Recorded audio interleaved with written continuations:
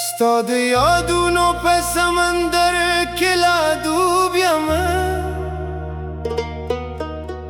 د خاموشو ارمانونو سره خوب یم.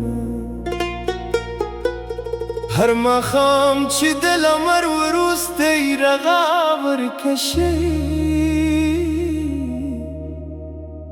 ستا د نوم په څراغونو کې مصروف یم.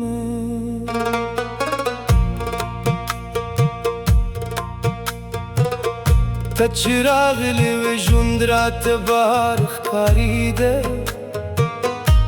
هره لحظه د خوښیو آبشار ښکارېده.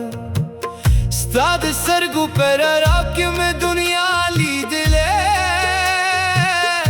ستا موسکا راته د عشق افتخار ښکارېده. ما ویل مینه به مو تل د سپوږمۍ په شان وي، نه به خزان شي نه به کله نیمګړی شي، خو تقدیر زموږ د زړونو ترمنځ باطن جوړ کړه، او د وصال هره هیله یې خاورې کړه. ستا د نوم څراغ زما په زړه بل وي، ستا د نوم څراغ تر قیام ته بل وي.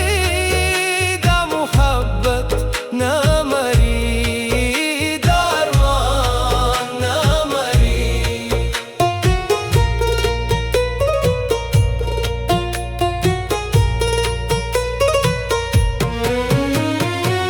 اوس د باران له هرې پاس ستا غیورم، د باد له هرې افقي ستا سلام رانځي. سپوږمۍ چې کله د تیارو له زړه راوځي، ستا د ښکلا نیمګړی انځور رانځي.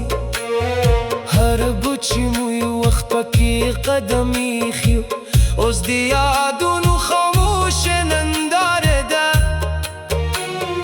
هره لاره چې ستا د تګ شاده پاتې ده، زما د زړه د دردونو اشاره ده.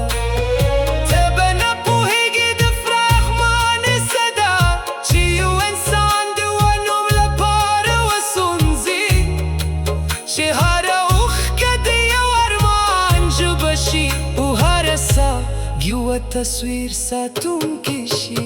ستا د نوم څراغ زما په زړه بل وي، ستا د نوم څراغ تر قیام ته بل وي. دا محبت نه مري، دا ارمان نه مري. ما ستا مینه د روح په تل کې ساتلې ده، لکه مرغله چې په صدف کې پټه وي.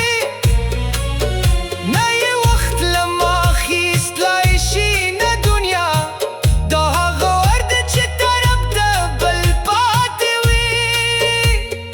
کله کله داسې ښکاري ته به راشې بېرته، او دا تیارې شپه به سهار ته بدله شي. دا مات ارمانونه به بیا راژوندي شي، او دا وچ باغ به بیا ګلزار ته بدل شي. ستا د نوم څراغ زما په زړه بل وي، ستا د نوم څراغ تر قیام ته بل وي. دا محبت نه مري، دا ارمان نه مري. تر هغه ورځې چې ستا مې په سینه کې وي، ستا د نوم څراغ په زما په زړه کې بل وي. که دنیا زمان کې سپلاغي ورکي، که هم ستا یاد به زما د روح تر پایه مل